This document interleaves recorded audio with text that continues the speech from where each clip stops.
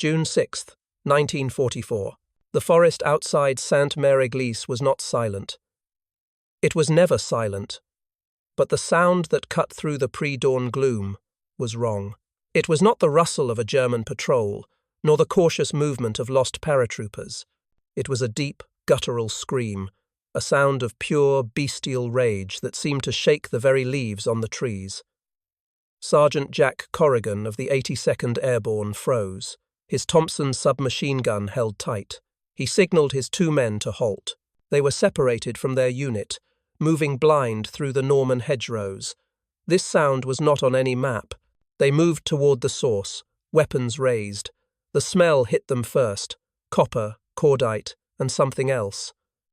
Something musky, feral, like a zoo. Then they saw the carnage. A German machine gun nest was obliterated. The sandbags were torn open. The MG-42 was bent, its barrel twisted like a pretzel. 2 German soldiers lay dead, their bodies mangled. Not by bullets or shrapnel. It looked as if they had been torn apart by some immense, powerful animal. And in the center of the devastation, lying in a pool of dark blood, was the source of the scream. A gorilla. It was enormous, over 400 pounds of dense muscle covered in coarse, black fur. It was dying, a dozen bullet wounds peppering its chest. But it was not just an animal. It wore a strange, modified harness, like a web belt for a man 3 times normal size. And clutched in one massive, leathery hand was the stock of an M1 Garand rifle, the wooden grip splintered from the force of its grip. Private First Class Lewis gagged. "Sarge, what in God's name?" Corrigan approached slowly. The gorilla's eyes were open, intelligent, and filled with a profound, dying confusion. It let out a weak huff, its breath pluming in the cold air. Then, its gaze fixed on Corrigan's American uniform. A strange calm seemed to settle over it. It released the rifle, the heavy weapon clattering to the ground. Its hand twitched, pointing weakly toward the east, deeper into the forest. Then, the light left its eyes. It was then that Corrigan saw the tag on the harness. It was a metal dog tag, stamped not with a name, but a code. Project Ironback, Subject 7. U.S. Army Experimental Warfare Division. A secret mission. An American secret mission. Using guerrillas. Before they could process the horror, the sound of engines broke the silence. German vehicles, a lot of them. They were converging on their position. "There!" a voice shouted in German. "In the trees!" They were discovered. Corrigan made a split-second decision. He grabbed the dog tag, yanking it from the harness. "We run." Now, they fled east, the direction the guerrilla had indicated. The Germans did not give chase with their usual discipline. Their shouts were panicked, disorganized. Corrigan heard one word screamed over and over. Affen, Affen, apes. The guerrilla had not just been a weapon, it had been a terror weapon, and it had worked. They ran for what felt like hours, the sounds of the German pursuit fading behind them. They found a stream and followed it, hoping to lose their scent. That was when they found the second one. This gorilla was alive. It was smaller, a female, and she was huddled under the roots of a fallen tree, clutching her arm. A bullet had grazed her.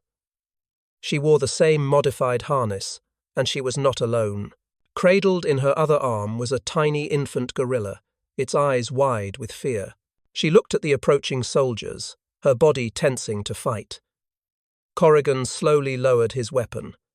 He held up his hands, showing he meant no harm. He pointed to his own uniform, then to the dead gorilla's dog tag in his hand. The female gorilla stared at him. Her eyes were not confused like the male's. They were sharp, calculating. She understood uniforms. She understood allies and enemies. She let out a soft, questioning grunt. This was not an animal. This was a soldier. Private Lewis, his face pale, whispered, "What did they do to them, Sarge?" Corrigan had no answer. The United States Army had unleashed rifle-carrying guerrillas on the Nazis. And now, he was responsible for one of them. The mission was no longer about finding his unit. It was about surviving the aftermath of an experiment that had gone horribly, tragically right. The Nazi lines were not just collapsing from the front, they were shattering from within, from a terror they could never have imagined. And Corrigan was now at the heart of it. June 7th, 1944. The female guerrilla watched them with an unnerving intelligence. Her dark eyes tracked their every move, analyzing, assessing. She had accepted a piece of field dressing from Corrigan, allowing Lewis to roughly bind the graze on her arm. The infant, a tiny ball of black fur, clung to her chest, its whimpers soft and frightened. They had named her Eva, for no reason other than it felt less monstrous than calling her subject. Their flight east, guided now by Eva's occasional grunts and pointed gestures, was a descent into a new kind of nightmare. The signs of Project Ironback's passing were everywhere.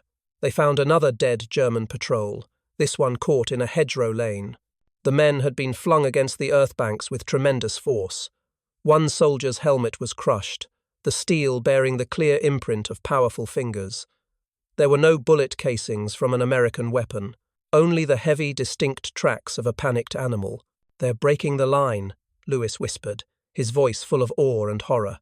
"Just barreling straight through. The Germans, they don't know how to fight this." Corrigan nodded grimly. The psychological impact was a weapon in itself. He could hear it in the distant, disorganized German shouts. The word Affen was a constant, terrified refrain. The Nazi war machine, built on order and discipline, was being unraveled by primal, uncontrollable fear. Eva led them to a small, bombed-out farm. She seemed to know it, moving with purpose to a collapsed barn. With surprising strength, she began pulling aside splintered timbers, revealing a hidden hatch in the ground. A root cellar. She gestured for them to enter. The cellar was not for storing vegetables. It was a forward operating base for Project Ironback. A single electric lantern cast a weak glow on maps pinned to the earth walls. The maps were marked with routes and objectives. There were crates of specialized equipment, oversized harnesses, reinforced webbing, and large metal canisters labeled with a biohazard symbol and the words Neuro, Stim Compound A. On a small desk was a logbook. Corrigan opened it. The entries were clinical. Cold. Subject 4 exhibits exceptional weapon retention under simulated fire. Aggression levels remain high but controllable with regular compound administration. Subject 7 shows promising pack, hierarchy behavior, deferring to human handlers, ideal for forward scout and shock troop roles. The Gottfried Line breakthrough is a success. German resistance collapsed upon visual confirmation of assets. Minimal friendly casualties. Maximum psychological disruption achieved. The final entry was scrawled, frantic. Containment breach. Subjects 3 and 8 have gone feral. Compound A supply line cut. We are abandoning the FOB. The assets are on their own. God help them. The mystery was answered, and the answer was worse than they imagined. The US Army hadn't just trained guerrillas. They had drugged them, conditioned them, and turned them into living battering rams. And now, the leash had been cut. The guerrillas were loose, some still following their training, others reverting to feral rage, all of them trapped in a war they could never understand. Eva grunted, pointing at one of the canisters of Neurostim Compound A. She made a drinking motion, then clutched her head and let out a low growl of pain. She was an addict. The army had made her dependent on the very thing that turned her into a weapon. A new sound echoed from above. Not German. It was a deep, challenging roar, followed by the terrified screams of the farm's few remaining animals. Then, the sound of a chicken coop being demolished. Eva's body went rigid. She shoved her infant into Corrigan's arms, a gesture of shocking trust and desperation. She pointed upward, then made a slashing motion across her throat. Her eyes were wide with fear, not for herself. For them. The feral one was here. Corrigan handed the baby to Lewis. "Stay here with her. Do not make a sound." He crept up the cellar steps, his Thompson held tight. He peered through a crack in the shattered barnwood. In the farmyard, a massive silverback gorilla was tearing apart a dead goat. This was subject 3 or 8. Its harness was torn, hanging from its body in shreds. Its eyes were wild, rolling with a drugged, paranoid fury. It was bigger than the one they had found dead. Much bigger. It stopped feeding. Its head swiveled, its nostrils flaring. It had caught their scent. It let out another ground-shaking roar and began pounding its chest. Then it charged directly toward the barn. Corrigan raised his weapon. He was facing an American asset, a living, thinking being that had been tortured into madness. He saw the intelligence in its eyes, buried under layers of chemically induced rage. He saw the ghost of the soldier it had been forced to become. He couldn't do it. At the last second, he fired a burst into the ground in front of the charging silverback. The massive gorilla skidded to a halt, confused by the noise and the dirt kicking up at its feet. It roared in his face, spittle flying. The smell was overwhelming. From the cellar behind him, Eva screamed. Not a roar of challenge, but a sharp, commanding bark. The silverback froze. It looked past Corrigan, toward the cellar entrance. Its rage seemed to falter, replaced by a flicker of recognition, of pack. It stared at Corrigan for one last, long moment. Then, with a frustrated grunt, it turned and loped away, disappearing into the misty woods. Corrigan slumped against the barn wall, his breath coming in ragged gasps. He had faced down a Nazi panzer division and not felt this terrified. They were in the heart of a broken American experiment, and the most dangerous weapons were now roaming free, their fate, and the fate of anyone who crossed their path, hanging in the balance. June 8, 1944. The farm was a tomb. The silence after the feral silverback's departure was heavier than any artillery barrage. Corrigan descended back into the cellar, his legs feeling like water. Eva snatched her infant back from a trembling Lewis, cooing softly to calm it. Her eyes met Corrigan's, and in that deep, brown gaze, he saw a gratitude that shook him to his core. She knew he had spared one of her own. They couldn't stay. The silverback would likely return, and the Germans were surely tracking the chaos. Corrigan made a decision. He grabbed the logbook and one canister of the Neurostim Compound A. It was evidence, a testament to the nightmare. He also took a map from the wall, one marked with a route deeper into a region designated Sector Gamma. The final objective. "We follow this," Corrigan said, his voice rough. "If there's a command element, if there's anyone left who can fix this, they'll be here." Their journey into Sector Gamma was a parade of ghosts. They passed the ruins of a German communication outpost. The radio mast was bent in half, the bodies of the operators strewn around the compound. A single, bloody handprint, too large to be human, was smeared across the door of the main truck.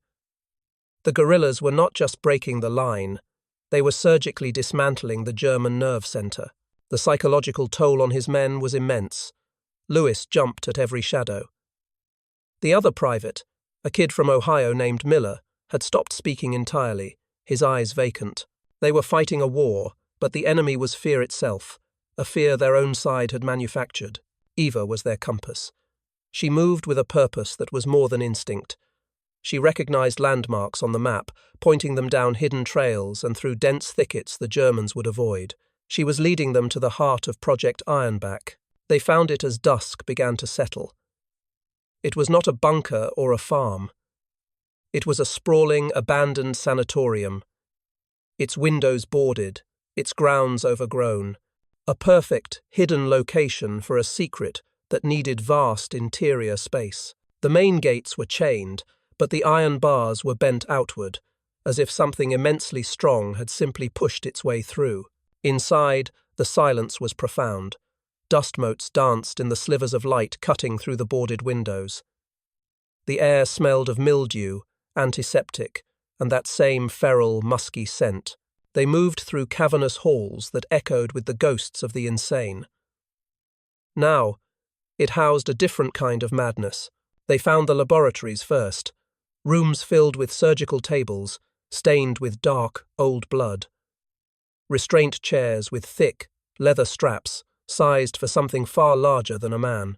Charts on the walls depicted primate anatomy, with notes scrawled in German and English detailing nerve clusters and aggression thresholds. Further in, they found the cages, dozens of them, lining a long, tiled hall. They were massive, reinforced with steel bars as thick as a man's wrist. The floors were littered with rotting fruit and the bones of what looked like large cattle. The walls were scarred with deep gouges. In one of the last cages, they found a body. It was a man, wearing the tattered remains of a U.S. Army technician's uniform. He had been dead for days. His neck was broken. Clutched in his hand was a syringe, empty. The logbook identified him as Dr. Aldridge, the project's chief behavioralist. The final entry was a single desperate line. The conditioning is breaking down. They see through the illusion. They know we are not their troop. Subject 1 has become the new silverback. He is leading them. God forgive us.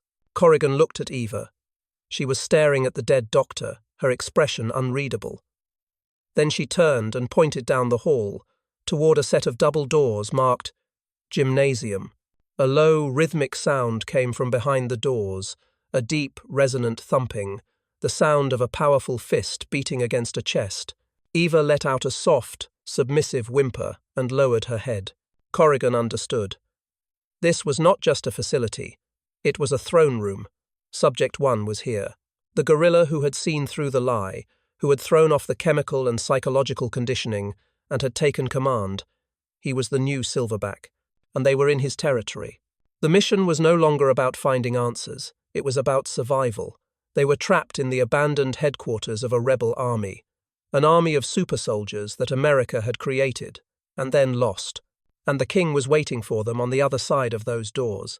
June 8th, 1944. The rhythmic thumping from behind the gymnasium doors was a war drum.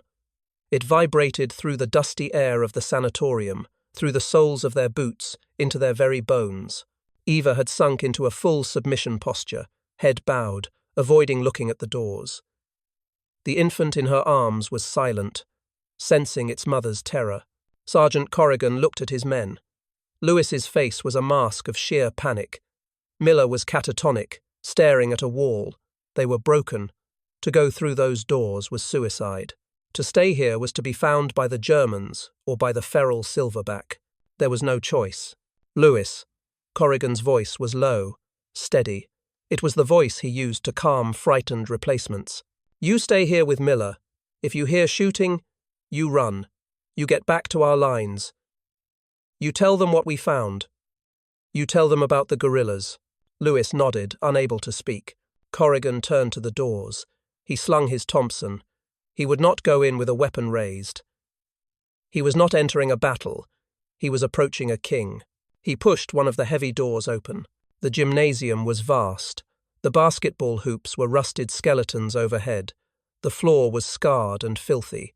And in the center of it all, seated on a pile of torn mats and broken furniture, was Subject 1. He was a mountain of silver-flecked black fur, larger than the feral one, larger than the dead male they had found. His harness was gone. His body was a roadmap of scars, old whip marks, bullet grazes, the clean lines of surgical incisions. His eyes held none of the drug-fueled rage of the other, nor Eva's intelligent caution. They held a deep, ancient, and weary wisdom. This was not a beast. This was a person who had endured hell and had come out the other side, changed. Arrayed around him in a loose semicircle were 6 other gorillas. They were all males, all massive. They watched Corrigan, their expressions ranging from curiosity to hostility. One, with a missing ear, grunted and took a step forward. Subject 1 let out a short, sharp bark. The gorilla with the missing ear immediately stopped and backed into line. The authority was absolute. Corrigan walked forward slowly, his hands open and visible. He stopped 10 feet from the silverback. He had no idea what to do. So he did the only thing that felt human. He spoke. My name is Sergeant Jack Corrigan. We found Eva. We helped her. He pointed back toward the doors. The silverback's gaze followed his gesture. His nostrils flared, as if scenting Eva from this distance. He looked back at Corrigan. Then he did something extraordinary. He pointed a thick, leathery finger at Corrigan's uniform. Then he pointed to a corner of the gymnasium. Corrigan looked. Piled there were the bodies of 3 German soldiers. They had not been torn apart. They had been killed with precise, brutal efficiency. Broken necks. Their weapons were stacked neatly beside them. This was not the work of a wild animal. This was the work of a soldier who took trophies. Subject 1 made a motion with his hands, mimicking the firing of a rifle. Then he pointed at the dead Germans. He looked back at Corrigan, his head tilted in a clear, unspoken question. You. And them. Are you the same?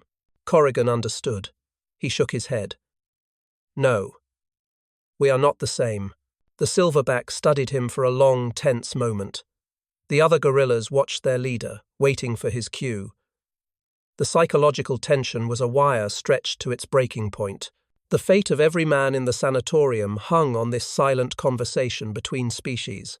Finally, Subject 1 nodded. It was a slow, deliberate, human-like gesture. He believed him. He then pointed to the far wall of the gymnasium.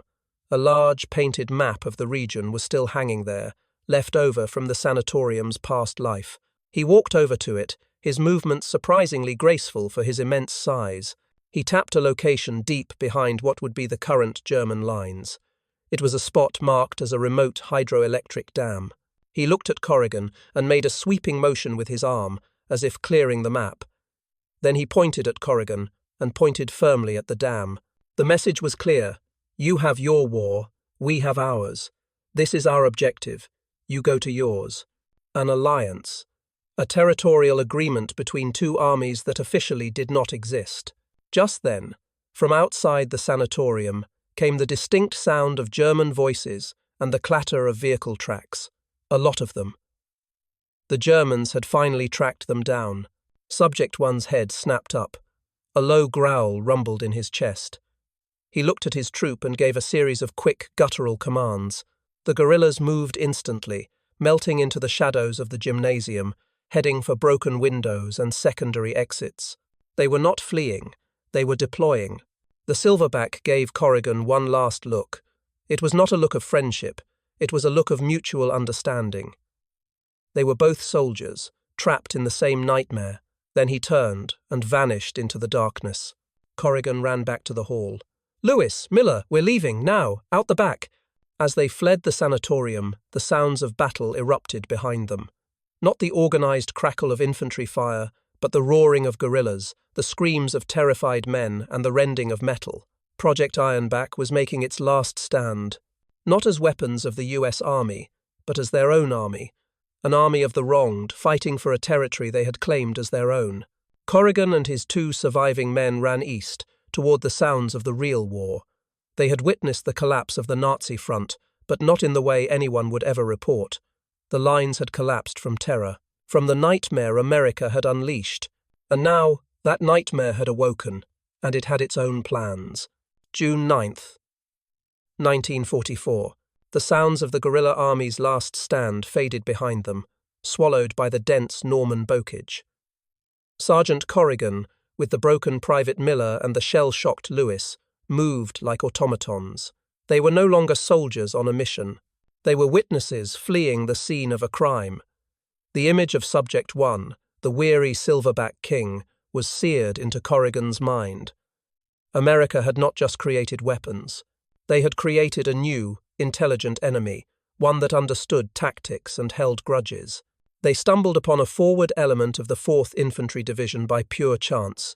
The young lieutenant who found them looked at their tattered uniforms, their hollow eyes, and the strange, bestial smell that clung to them with deep suspicion. "Sergeant," the lieutenant said, his voice crisp and clean, untouched by the horror they had seen. "Your unit was reported missing. We're pushing toward Montebourg.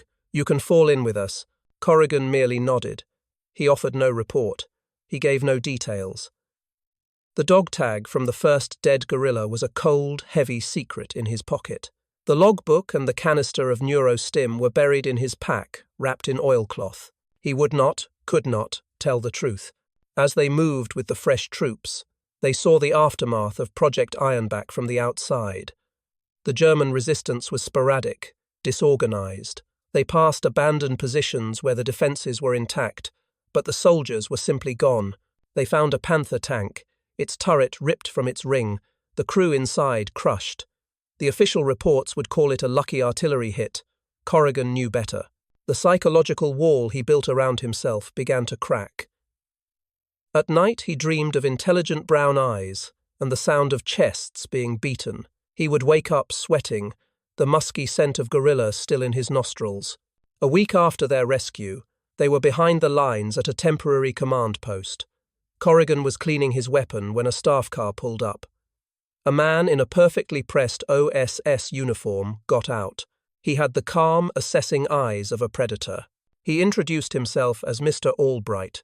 "Sergeant Corrigan," Albright said, his voice smooth as silk. "I understand you had quite an adventure behind enemy lines." Corrigan said nothing. He just stared. "We are debriefing all personnel from confused sectors." Albright continued, his eyes flicking to Corrigan's pack. "There were unconfirmed reports, strange sightings. We would like to hear your account. We got lost, we hid, we fought when we had to." Corrigan recited, his voice a flat, dead thing. "We saw nothing unusual." Albright's smile was thin and did not reach his eyes. "I see. Well, the war effort thanks you for your service." He leaned in slightly. "Some things, Sergeant, are best left in the forest. They are not for the history books. They are not for anyone. Do you understand?" The threat was clear. Corrigan nodded. "Excellent," Albright said.